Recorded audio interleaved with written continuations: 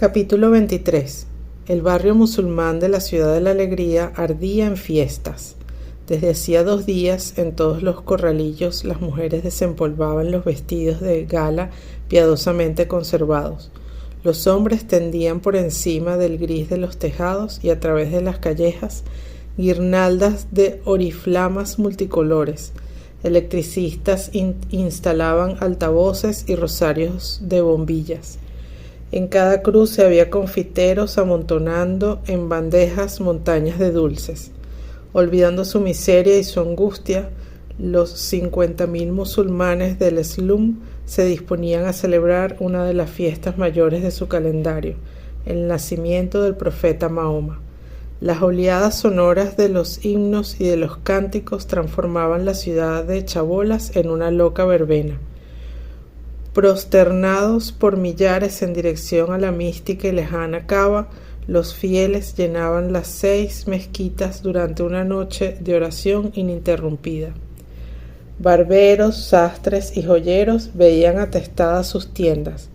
Para aquella ocasión los pobres se adornaban como príncipes. Mujeres hindúes iban a ayudar a sus vecinas a preparar verdaderos festines. Otras, provistas de peines, de cepillos y de flores, participaban en el adorno de los tocados.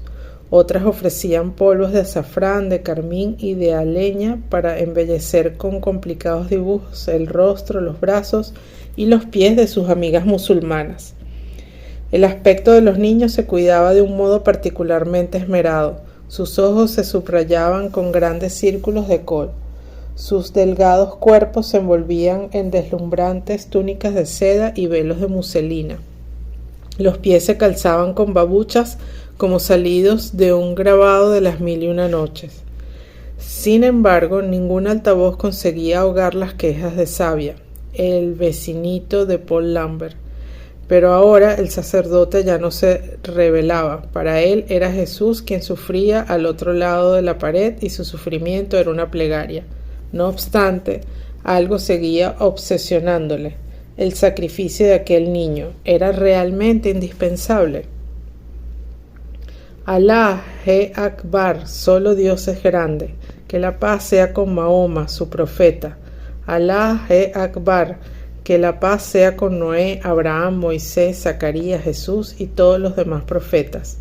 La muchedumbre repetía a coro cada versículo que gritaba ante el micrófono el molá ciego de la Jama Masjid, la gran mezquita de Anand Nagar, con su fachada de color crema en la que se resaltaban las ventanas con balcón y celosía, y sus 4 minaretes afilados como cirios. Era el edificio más alto y más coloreado del slum.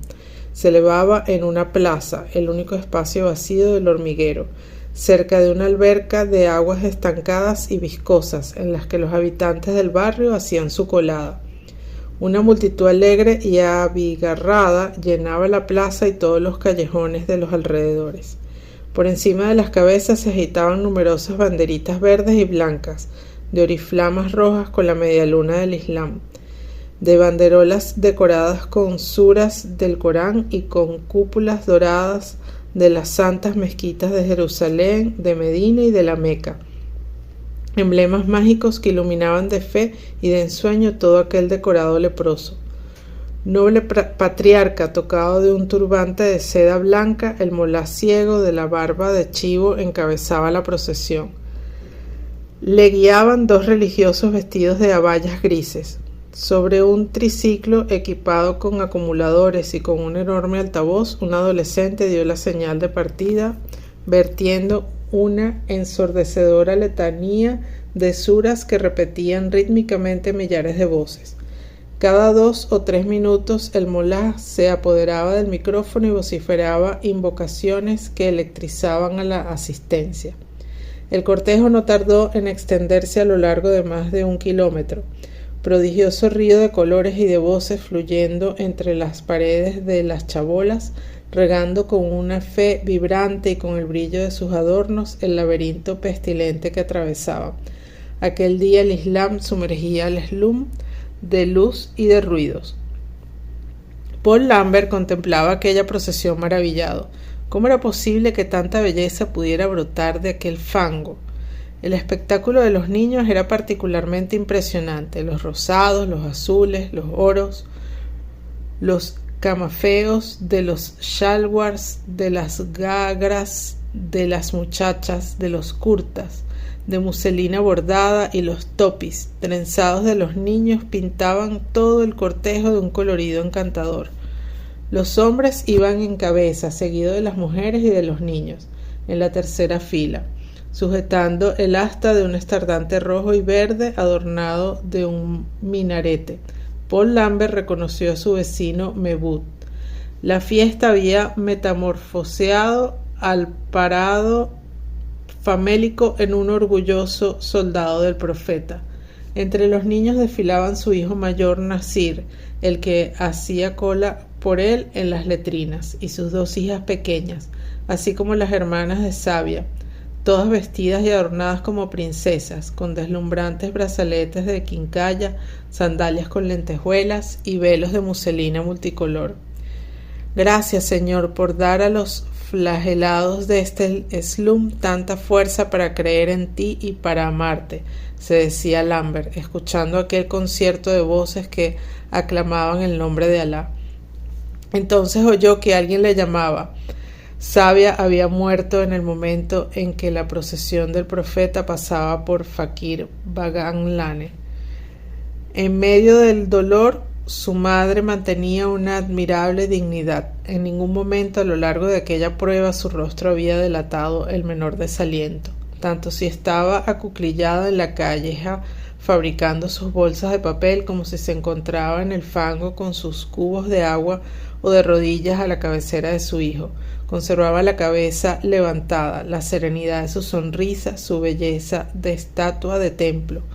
Jamás la veía sin dar gracias a Dios por haber encendido entre aquellas chabolas de sufrimiento esas llamas de esperanza, porque ella nunca había desesperado.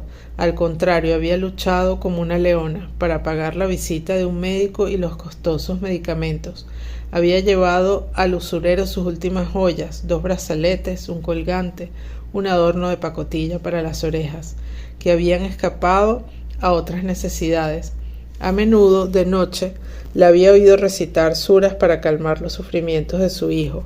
A veces invitaba a sus vecinas para rezar con ellas a su lado, como las santas mujeres del Evangelio habían rezado al pie de la cruz. En ella no había ni fanatismo ni resignación, y nunca tampoco había oído de sus labios una palabra de rebeldía o de queja. Aquella mujer me había dado una lección de fe y de amor. Paul, gran hermano, le dijo, me gustaría que bendijeras a Sabia antes de que se lo lleven.